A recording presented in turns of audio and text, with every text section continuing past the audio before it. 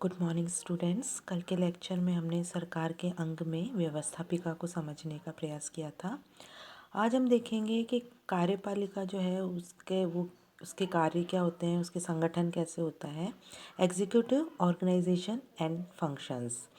आज वर्तमान जो है उसमें राज्य के कार्य जो है वो बहुत ज़्यादा बढ़ गए हैं। राज्य जो है वो एक वेलफेयर स्टेट या एक लोक कल्याणकारी राज्य में तब्दील हो गया है। तो उसके कारण जो है कार्यपालिका जो है वो सरकार का महत्वपूर्ण अंग बन गया है। कार्यपालिका जो है वो शासन का वह भाग है जो व्यवस्थापिका द्वारा जो भी कानून बनाए जाते हैं उनको इम्प्लीमेंट करने का काम जो है वो कार्यपालिका करती है। कार्यपालिका जो है वो शासन की वह दूरी है जिसके चारों ओर समस्त जो प्रशासनिक यंत्र जो है वो घूमता है। सरकार जो है कार्यपालिका जो है सरकार का वह अंग है जो कानून में अभिव्यक्त जनता की इच्छा को क्रियान्वित करते हैं। कार्यपालिका जो शब्द है उसका प्रयोग हम दो अर्थों में कर सकते हैं, एक तो हम व्यापक में और एक संकुचित अर्थ में। व्यापक अर्थ में जो है कार्यपालिका के अंतर्गत राज्य का कार्यकारी अध्यक्ष, प्रधानमंत्री, मंत्रिपरिषद और प्रशासनिक कर्मचारी जो है वो शामिल हो जाते हैं। और व्यापक अर्थ में जो है कार्यपालिका के अंतर्गत भी सभी कार्यरत संस्थाएं और एजेंसियां आ जाती हैं जिनका संबंध राज्य की इच्छा के क्रियान्वयन से है, जो विधि के रूप में निर्मित और व्यक्त की गई है।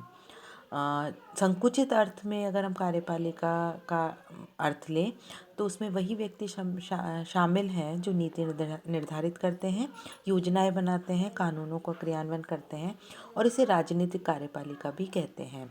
इस अर्थ में इंग्लैंड में सम्राट, प्रधानमंत्री और उसका मंत्रिमंडल, भारत में राष्ट्रपति, प्रधानमंत्री और मंत्रिमंडल और अमेरिका में राष्ट्रपति और उसका मंत्रिमंडल जो है वो कार्यपालिका के अंतर्गत आएंगे।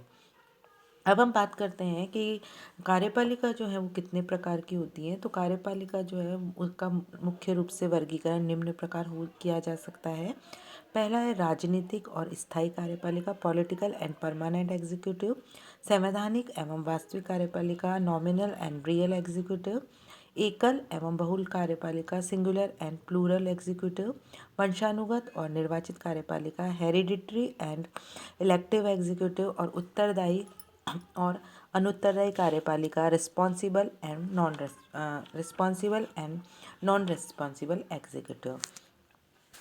राजनीतिक कार्यपालिका जो है और स्थायी कार्यपालिका जो है उसमें हम जो राजनीतिक कार्यपालिका जो है उसमें जनता द्वारा निर्वाचित प्रतिनिधि और प्रशिक्षित स्थायी प्रशासक जो है वो मिलजुल कर कार्य करते हैं, ये राजनीतिक कार्यपालिका है। और स्थायी कार्यपालिका जो है वो जो प्रशासनिक अधिकारी हैं स्थायी, जो राजनीतिक दृष्टि से पूर्णतः निष्पक्ष रहकर कार्य करते हैं और उनका कार्य राजनीतिक कार्यकारी को सहयोग देना है, ये राजनीतिक कार्यपालिका है।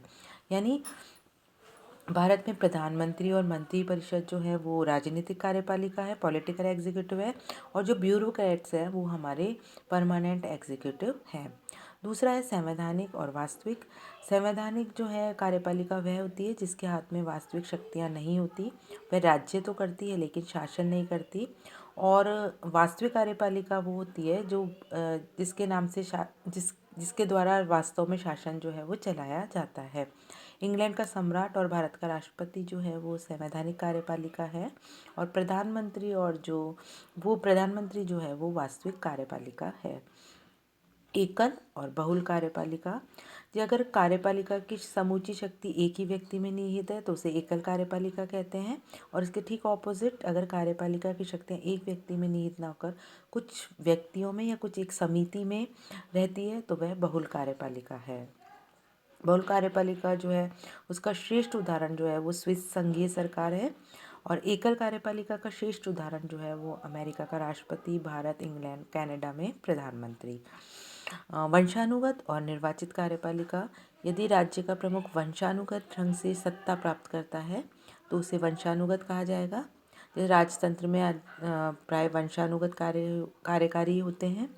और यदि निर्वाचन के तरीके से, यदि चुनाव के द्वारा प्रत्यक्ष या अप्रत्यक्ष रूप से यदि जनता द्वारा निर्वाचित किया जाता है तो उसे हम निर्वाचित कार्यपालिका, इलेक्टिव एग्जीक्यूटिव कहते हैं। उत्तरदायी और अनुत्तरदायी कार्यपालिका, संसदीय शासन प्रणाली में कार्यपालिका संसद के प्रति उत्तरदायी होती है। अध्यक्षीय शासन प्रणाली में कार्यपालिका संसद के प्रति उत्तरदायी नहीं होती और उसे अनुत्तरदायी कार्यपालिका कहा जाता है। अब हम बात करते हैं कि कार्यपालिका जो है, एग्जीक्यूटिव जो है, उसके क्या क्या कार्य हैं। तो सबसे पहला जो कार्य जो है, कार्यपालिका जो है उसके कार्य जो है वो बढ़ते जा रहे हैं, विस्तृत होते जा रहे हैं। और अब कार्यपालिका जो है वो सरकार शब्द का पर्यायवाची या सिनोनिम बन गई है। और अगर हम कार्यपालिका के कार्य देखें तो सबसे पहला कार्य जो है वो है प्रशासन का संचालन।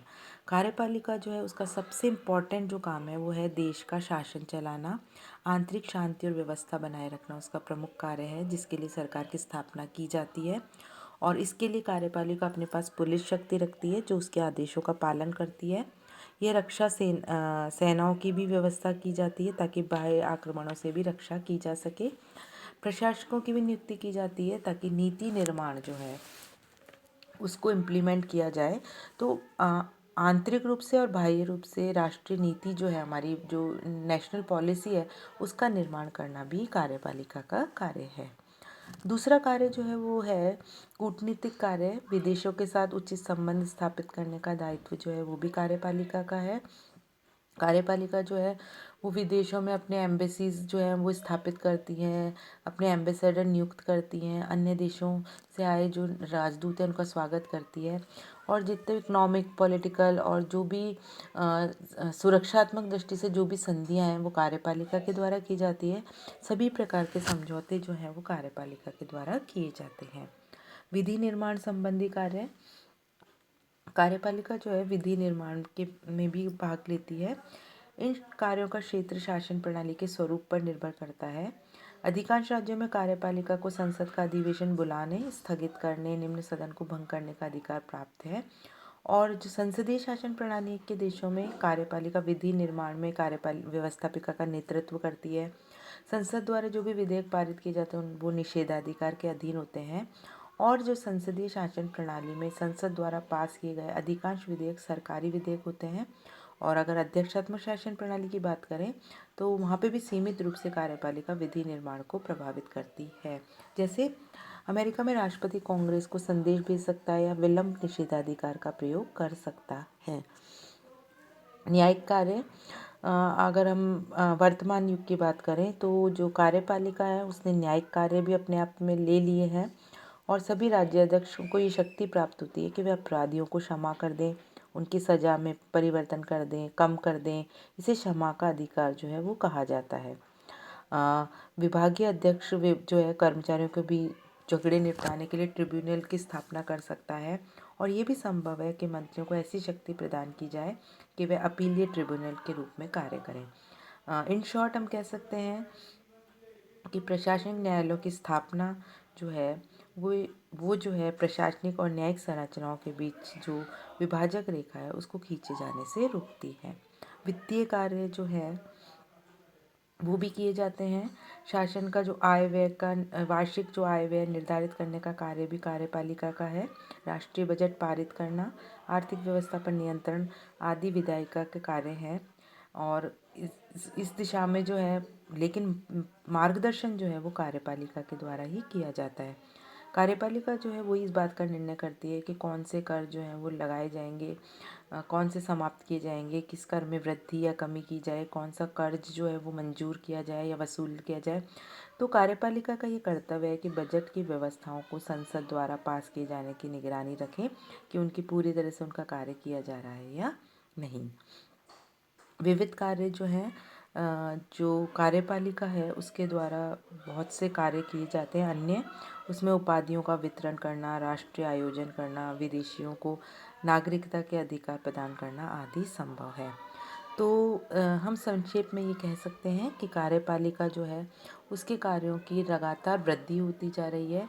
और जो लोक कल्याणकारी राज्य, एक वेलफेयर स्टेट के कारण कार्यपालिका जो है वो अपने कार्यों में दिन ब दिन उसके कार्यों में बढ़ती होती जा रही है।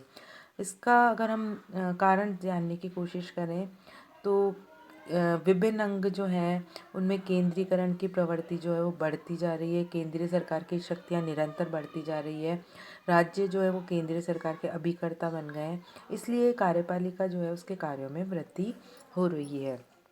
लोक कल्याणकारी राज्य जो है उसके कारण भी राज्य ये चाहता है कि उसके नागरिक जो हैं उनको अधिक से अधिक लाभ मिले, और इसके कारण राज्य कार्य की वृद्धि का परिणाम जो है वो कार्यपालिका की शक्ति में वृद्धि होना है। राजनीतिक दलों का विकास। आज ऐसे राजनीतिक दल हैं जिसमें कार्यपालिका अपने दल के नेता या प्रमुख वक्ता होती है, और दल अपनी नीतियों और कार्यों का समर्थन के लिए पब्लिक ओपिनियन तैयार करता है। तो दलीय प्रथा जो है इसकी कठोरता ने कार्यपालिका को जहाँ जन समर्थन भी प्राप्त किया है, वहीं अनौपचारिक रूप से उसके कार्यों में वृद्धि भी की है। संचार व आवागमन के साधनों के विकास के कारण भी कार्यपालिका जो है उसका नियंत्रण बढ़ता जा रहा है। वो स्वयं कार्यों का देखरेख करने की स्थिति में है, स्वयं निर्देश देने की स्थिति में है।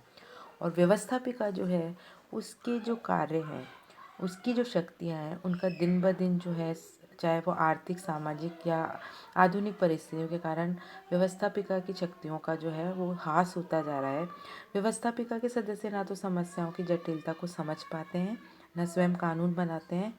तो ये व्यवस्थापिका जो है ये सिर्फ बंद कमरों में हाँ या ना करने वाली संस्था जो है वो रह गई है, रबड़ स्टैम्प बनकर रह गई है। तो अब जो है कार्यपालिका के जो कार्य हैं वो बढ़ते ही जा रहे हैं। कल के लेक्चर में हम न्यायपालिका को समझने का प्रयास करेंगे। Thank you so much.